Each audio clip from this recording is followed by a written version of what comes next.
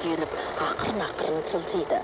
Сөйте тұра өзен суының ағу бет алысын, екі жағалаудың жер бедерін ескеріп қалады. Кейін аяғы тұра алмай, достары оны үйіне жеткізеді. Үйіне қайтқаннан кейінгі екінші жылы Шүйсякы дүние салады. Бірақ ол қалдырған Шүйсякының қайыққа жетті.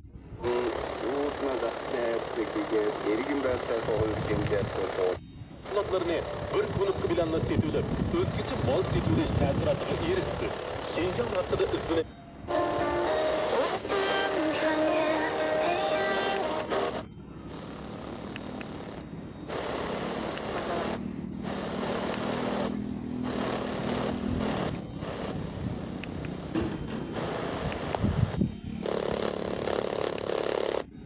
Çarpıl nazmınlardan oturman olur.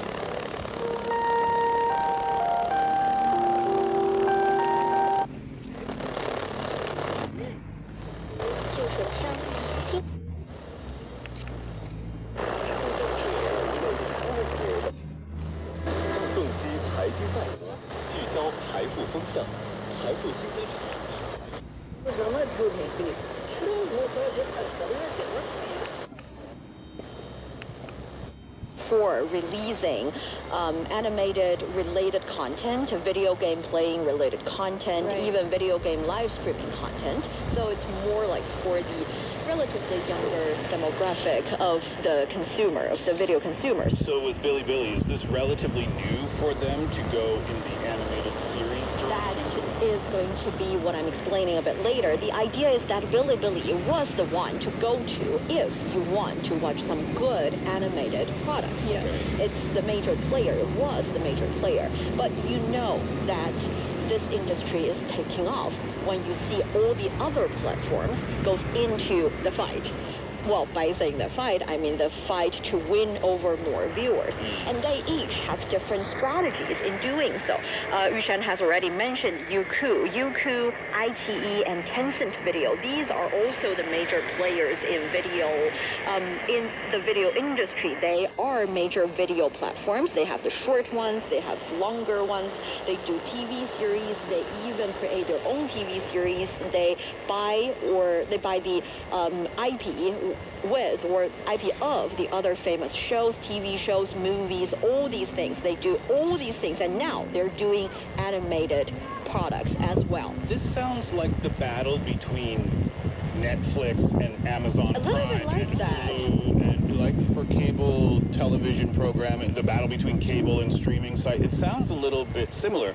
So even though the sites are similar in some ways, they try to differentiate themselves a little bit so that they can create kind of an image so that viewers know where to go if they're looking for a particular type of thing. Yes, and already talked about Youku going to the aesthetic genre, meaning that the kind of show that you can expect on Youku would be very easy on the eyes. The character would be pretty, the style would be almost to the extent of luxurious. We know that Chinese costumes and Chinese figures can be with an ancient kind of aesthetics, but it's done in a way that modern day viewers can also appreciate and can say, that's a good picture. I can even make a screenshot of it and let it be my desktop screen. Something along that line. But at the same time, with the iQIYI, a little bit of experimentation in the sense that traditionally, still, when we think about animated shows, we think about a good story done in a certain style, a kind of story that is in a sense that it's not out of your expectation. But iQIYI is certainly doing something different. It's exploring different genre of stories. It's taking stories of sci-fi to, well, by saying taking, I mean the novel.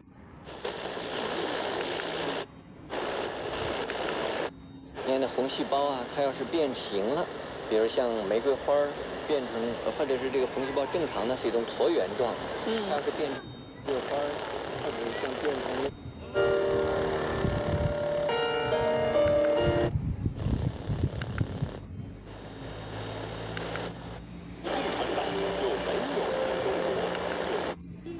And empathize with that main female character, you would think, the entire world loves me. But that day and age has passed.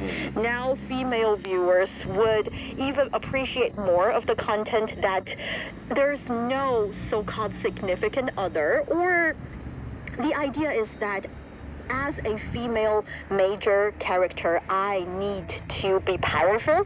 I need to have a lot of abilities. I need to study really hard and have the ability to save the world. So when the taste changes a little bit, you see the content switch gears with the taste. Yeah, we talked about this on Roundtable not so long ago about how female characters are changing and people's expectations are changing as well. We talked about the characters in the video game industry, and obviously we're seeing it in animated series as well. So female-oriented animations is one of the changes. What else are we seeing? Are the big IPs, I mean, you talked about Tencent, right? So they've got to be one of the bigger players in the game with a lot of history there.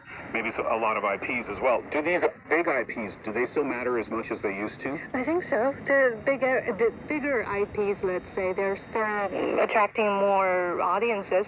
One example I can raise is that I remember just within earlier this year, I think there's a new, say, animation movie, not created in China, but it's a story that's coming out from the Lord of the Ring franchise, and something about the Kingdom of Lohan, just a new animation movie made out of that, and tons of people were like crazy about it, talking about it online. I don't think people around me watched it, but still it created such a discussion online just simply because it's one topic out of Lord of the Ring franchise. And also here in China, according to the Guduo Animation Popularity Index, the top 10 Chinese animation titles in June and July 2025 were completely dominated by heavyweight projects with long-running annual series occupying 7 to 8 spots. So definitely bigger IPs do have their impact on the market. It's just we're also happy to see so many different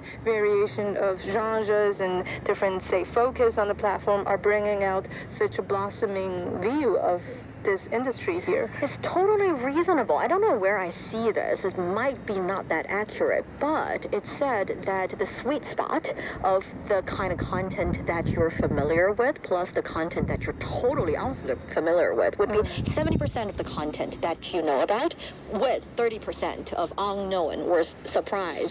It is the kind of ratio that makes you feel comfortable.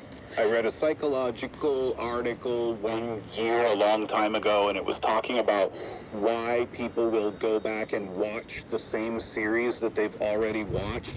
And that was the reason why, is that there's comfort there, even in knowing what the characters are going to say. I don't think that's what we're talking about here, but if you're familiar, a certain level of familiarity makes people want to come back. But that being said, there are some hidden risks with these big IP sequels as well. Tencent Video, they had some pretty high hopes for a series called Renegade Immortal, and it didn't go according to their plan. Yeah, they wanted to have it be a big, say, breakout for this summer's animation season, but instead, their changes to the storyline and characters' portrayals kind of backfired on all of those expectations and sparking fan backlash. Some viewers even started quitting the show afterwards, or even asking for refunds. Wow. Because they hate the adaptation, let's say. Yeah, because for the big IPs, you already have an imagination in your head, and you have to make sure the creation of the animated shows are in line with the majority of the imagination in viewer or even fans' head. But that being said, if we're choosing between a story that is totally unknown by anybody and a story that is already tested to be a big hit, definitely the big hit one would be safer. And that is why the strategy of a lot of these platforms are to hold on to certain big IPs, making sure that we do good recreation of the stories so that the characters are loved, the plot is safe, and we can gain some money with that product, and at the same time do a little bit of an investment in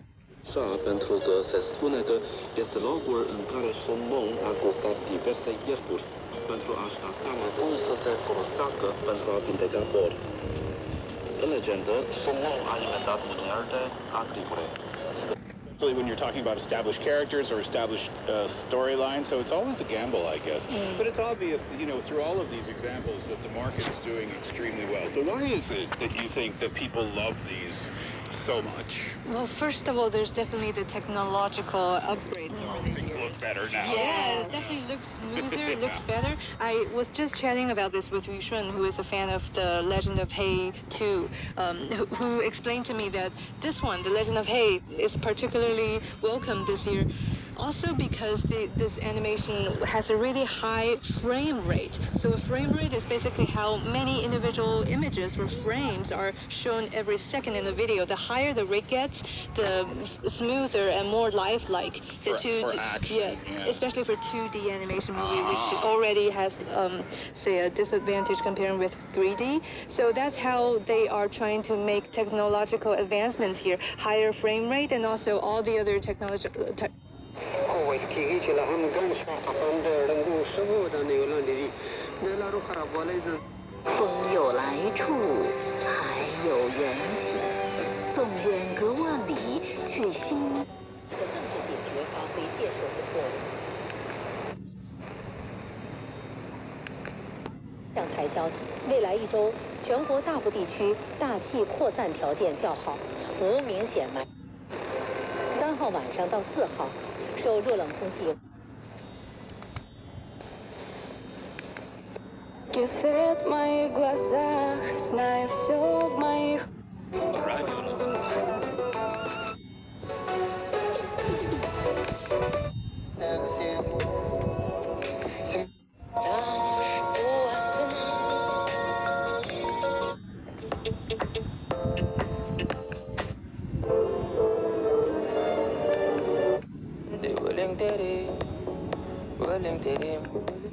Пашев, Гаурен Сергазин, Али Анварбек, Азамат. Потому что больше первой половины нашей программы мы с вами преодолели. Так что, если вы хотите еще успеть кому-то передать привет, поздравления, пожелания, либо кому-то признаться в любви, то для этого скорее проходите в наш профиль Инстаграм Рус Радио Азии. Там под крайней фотографией в комментариях оставляйте свои сообщения. И перед этим, конечно же, обязательно подписывайтесь на наш аккаунт, так как функция комментирования становится доступной только для наших подписчиков. Помимо...